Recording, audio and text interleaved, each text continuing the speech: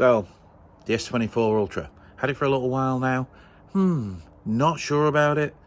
It looks great, it feels great, but there's just something, I don't know.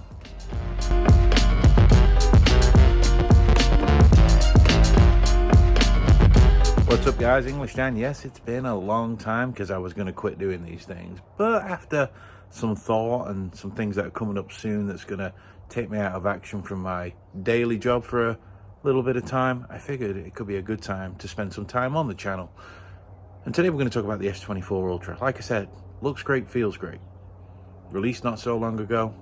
Samsung's brand new phone, even though it still looks like the same design from 3 or 4 years ago. But now with the flat display, the boxier sides, they've gone. I know people are like, oh, they've not copied iPhone with the titanium rail, but they did. There's no way that they thought, oh, let's do a titanium rail at exactly the same time as iPhone did, with Apple with the iPhone anyway. It just didn't happen. So yeah, they went for a rather pointless titanium frame. I don't know why these companies are doing this. Maybe it's just to try and do a bit of a wow factor, but anyway. So we all know the specs by now. We know that it's a 5 megapixel zoom camera this year instead of 10 megapixel, but they've upped it to 50 megapixel, and we know it's got the latest for Samsung or for Galaxy Snapdragon 8 Gen 3, which is a fantastic processor. Cameras are upgraded, screen is supposedly upgraded, everything is supposedly like upgraded this year, but for some reason it doesn't feel like it.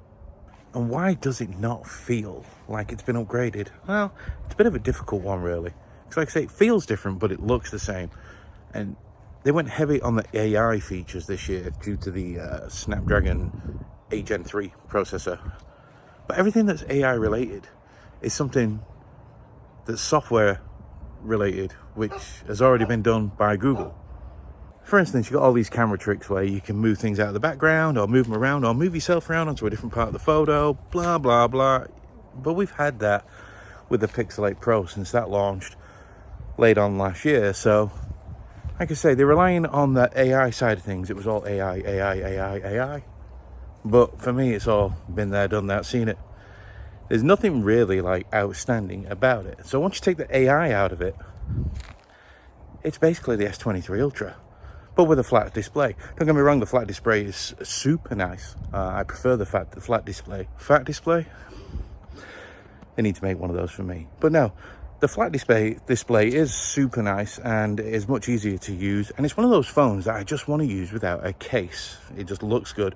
Titanium looks really good as the color. Just looks really nice. And it's really, and I hate this, feels really good in the hand. But it actually does. It's not too sharp or anything like that. It just feels like a good, solid device when you're actually using it. Camera is improved, I'm going to say, but that's only because of the recent update that's just happened over this last few days. Definitely is better than what it was at the start, and it's really up there when it comes to portraits and things with the Pixel right now. So it is a very good camera.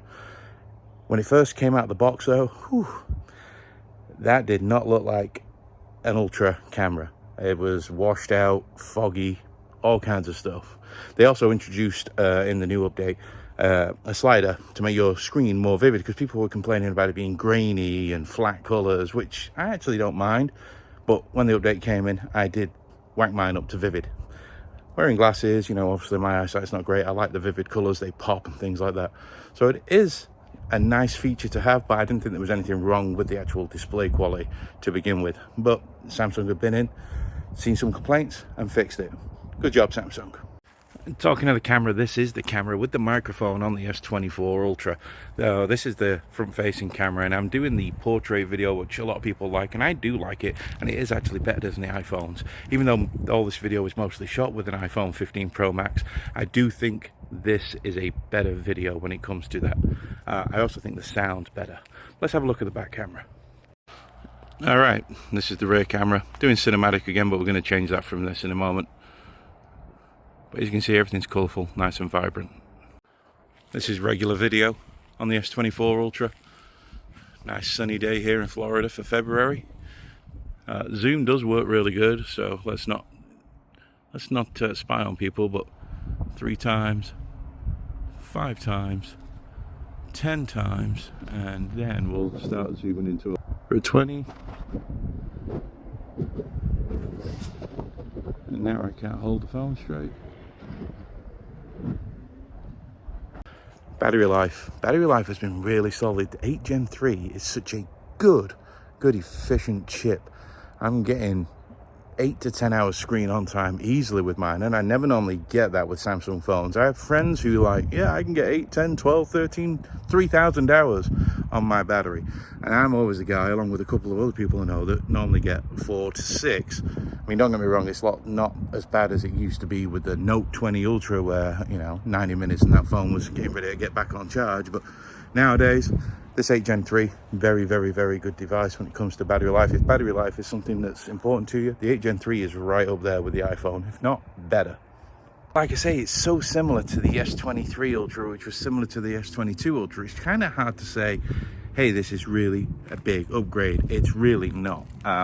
Everything you liked about the S23 Ultra and the S22 Ultra is here, just improved upon. This is refinement, not reinvention. And like I say, they leaned heavily on AI this year, solely because there wasn't really that much to talk about. And there's really not much for me to talk about in this review. If you like the S23 Ultra and you don't have one of those anymore, hey, yeah, go ahead and get the S24. You're probably going to love it. Same with the S22, it might be worth the upgrade up to the S24 Ultra. If you had the S21 Ultra, yeah, it's probably worth the upgrade. But if you are coming from an S23 Ultra, I couldn't recommend you to upgrade it. If it's your first Galaxy S Ultra device, then yeah, you're going to love it. And if it's your first one in a while, yeah, you're going to love it. But I'm not going to waste your time and go here and try and sell you on all the new features that really aren't all that new. You can get phones that do the same thing that the Galaxy Ultra can. For right now, the Pixel 8 Pro is on sale for $799. So you get all that photography wizardry, and it's all there for a lot less. So unless you're a die-hard Samsung fanboy, or you just like the Samsung products and you want to stay in the Samsung ecosystem, then you'd probably want to give this a miss. Unless, like I say, it's, if you're coming from an iPhone and you want to try Android or something like that, it is very good for that reason. But everything else, I don't know. It's just like owning the S23 Ultra again. They've made it a little boxier, made the screen, the display flat, and it's got a better chip in it. Other than that, it's not worth upgrading from one to the other. All right, guys, catch you in the next one.